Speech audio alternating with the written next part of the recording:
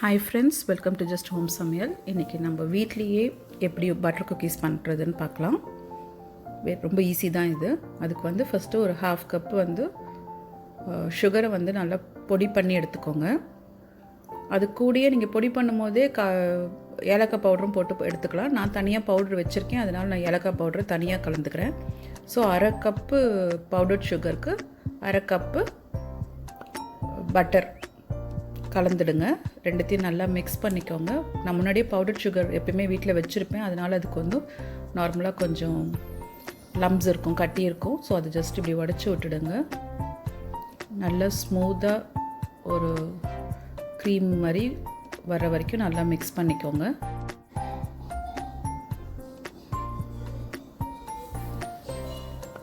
Okay, நல்லா mix ஆகிடுச்சு. இதுக்கு கூட வந்து நம்ம 1 கப்பு ஆல் பர்பஸ் ஃப்ளார் மைதா மாவு கலந்துக்கோங்க. So 1/2 cup butter, 1/2 cup powdered sugar, அதுக்கு கூட 1 கப்பு மாவு ஆல் பர்பஸ் ஃப்ளார். இது கூட 1/4 கப்பு தேங்காய், டெசிகேட்டட் கோகோனட்டுன்னு சொல்லியிருக்கோம் இல்லைங்களா, நம்ம ட்ரை கோகோனட் ஷாப்லலாம் கிடைக்கிறது. வீட்லேயும் பண்ணலாம், பட் நான் இது ஷாப்பில் வாங்கினது, ஸ்டோர் பாட்டு. அதை வந்து இது கூட மிக்ஸ் பண்ணிக்கோங்க. ரொம்ப கலந்துட்டிங்கன்னா தேங்காய் கேக் மாதிரி ஆகிடும். ஸோ 1/4 கப் இதுக்கு போதும். இதுக்கு கூட வந்து ஒரு 1/2 டீஸ்பூன் வந்து பேக்கிங் சோடாவும் 1/4 டீஸ்பூன் வந்து பேக்கிங் பவுடரும் மிக்ஸ் பண்ணிக்கோங்க. அவ்வளோதான். நார்மலாக இந்த பிஸ்கெட்ஸ்க்கெல்லாம் ஒரு சின்ன ஒரு சால்ட் டேஸ்ட் இருந்தால் நல்லாயிருக்கும். அதனால் நான் ஒரு பிஞ்ச் ஆஃப் சால்ட் மட்டும் இது கூட நான் ஆட் பண்ணிக்கிறேன். ரொம்ப போட்டுறாதீங்க. ஸோ ஜஸ்ட்டு ஒரு பிஞ்ச் போதும். எல்லாத்தையும் மிக்ஸ் பண்ணிக்கோங்க. அவ்வளோதான். நான் இதை எடுத்துகிட்டு நான் கையாலேயே பிசைஞ்சிடுறேன். நல்லா உதிரி உதிரியாக இப்போ வந்ததுக்கப்புறம் இதை வந்து ஒரு சப்பாத்தி மாவு மாதிரி கொண்டு வர்றதுக்கு கொஞ்சோண்டு தேவையான அளவுக்கு பால் ஆட் பண்ணிக்கோங்க. நான் வந்து ஒரு டேபிள் ஸ்பூன் அளவுக்கு பால் யூஸ் பண்ணியிருக்கேன். நல்லா இப்படி சாஃப்டாக இப்படி பிசைஞ்சிட்டு அதை வந்து ஒரு மிக்ஸ் பண்ணிகிட்டே வந்திங்கன்னா நல்லா நம்ம சப்பாத்தி மாவு மாதிரி சாஃப்டாக வந்துடும். அவ்வளோதான். ஸோ இப்போ இது ரெடியாக இருக்குது.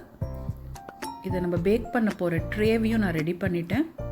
அதில் வந்து ஜஸ்ட்டு பட்டர் தடவிட்டு ட்ரை ஃப்ளாரும் போட்டு அதை ரெடியாக வச்சுருக்கேன். இப்போ இந்த மாவு ரெடி பண்ணி வச்சுருக்கோம் இல்லையா, அதை வந்து ஒரு எலுமிச்சைப்பழ சைஸ்க்கு கையில் எடுத்து நல்லா பால் மாதிரி உருட்டிட்டு பேக்கிங் ட்ரேயில் வச்சிட வேண்டியது தான். அவ்வளோதான். ஸோ இதே மாதிரி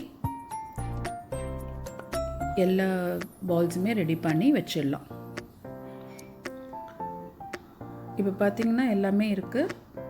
இதில் வந்து ஒரு ஃபோர்க் எடுத்து நடுவில் ஒரு ஜஸ்ட் ஒரு லைட்டாக ஒரு ஜென்டிலான ஒரு அழுத்தம் கொடுத்தோம்னா ஒரு ஷேப்பும் அப்படியே ஸ்ப்ரெட் ஆகும். அதே மாதிரி ஒரு டிசைன் மாதிரியும் வரும். குக்கீஸ் ஈவனாக வந்து குக் ஆகிடும்.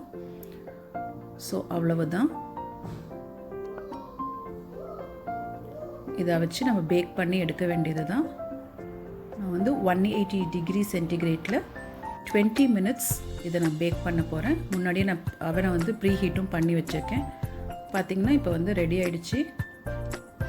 ஈவனாக குக் ஆகிருக்கு பாருங்கள். இந்த குக்கீஸோட கலர் ஈவனாக இருக்குது.